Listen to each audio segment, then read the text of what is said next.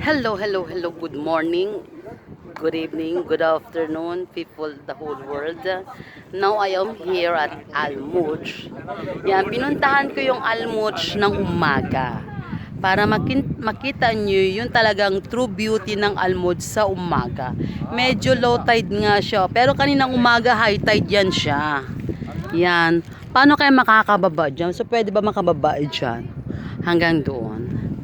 Nasa Almudge ako ngayon and medyo lucky ako today kasi na-meet ko si ate na kababayan natin na taga doon din pala sa lugar namin.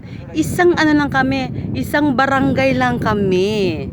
Nagkita kami dyan sa may terminal station dyan sa may Bushar, and kasi nag-abang ako ng bus na red, and then she's asking me kung pupunta daw ako ng Almuj. Sabi ko, opo, pupunta ako ng Almuj. So, sabi ko sa kanya, pwede bang sumabay sa'yo, ate, pupunta ng Almuj? And then, she said, okay, sabay tayo.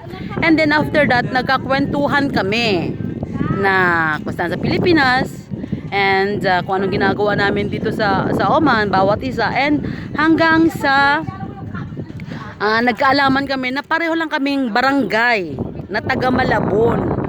Pareho kaming Tanyong at isa din ang aming barangay chairman, si Miss Angelica de la Cruz, ang barangay chairman dun sa amin.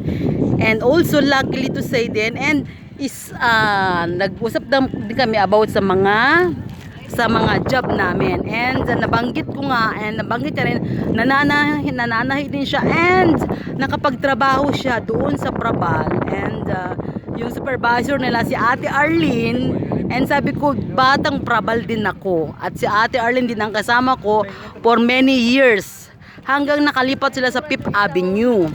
And hanggang sa nagkakwentuhan kami kasi nag-a-apply siya na papuntang Albania, and then sinabi niya sa akin kung willing akong sumama sa kanya papuntang Albania. Mag-a-apply kami ng Albania through online kasi yung mga kasama niya here nakarating na ng Albania last week.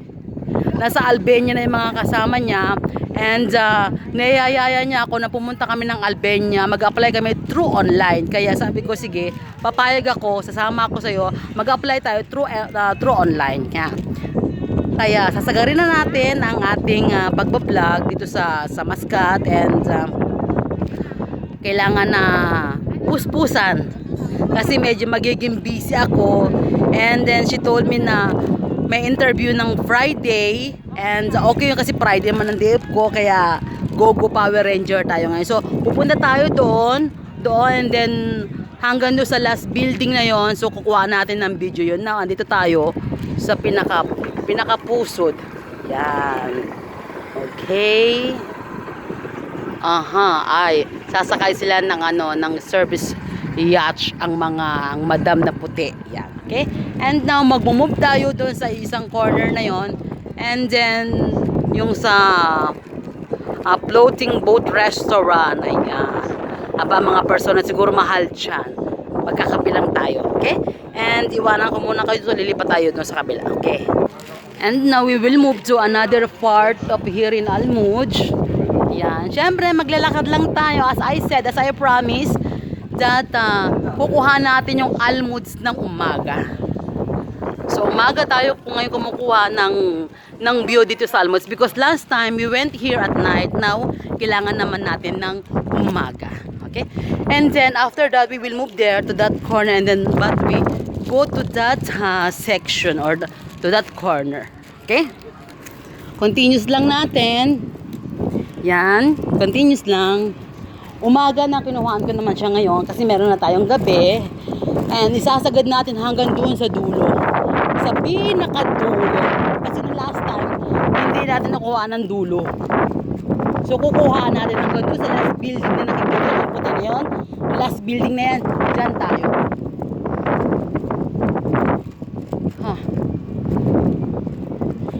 Hindi naman siya mainit kasi wala na akong payong na hawak ngayon, and mahangin. Okay?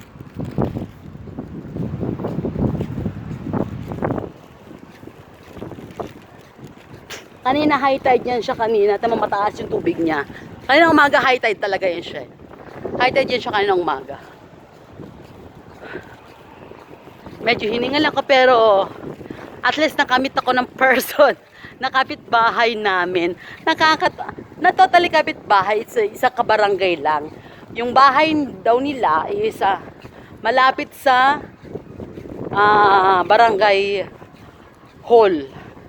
Malapit lang din sa amin. Siyempre, isa lang kami barangay eh. Okay? And, ayan na. O, di ba nakakatuwa? Hindi na ako magsasalita ah.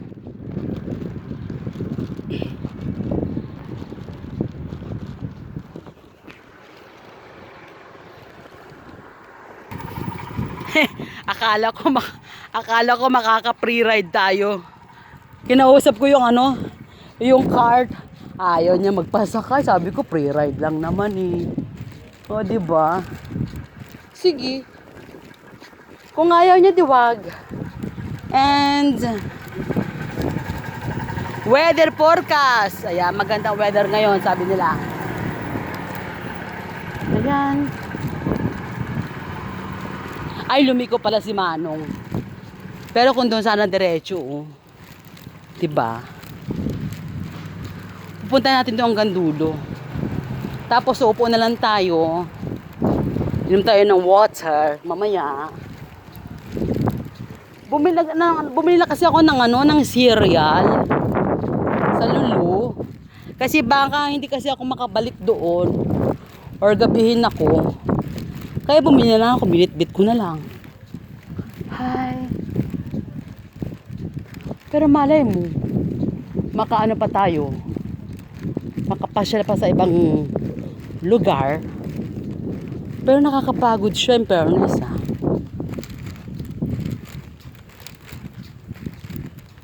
Magkano kaya mga rent dyan?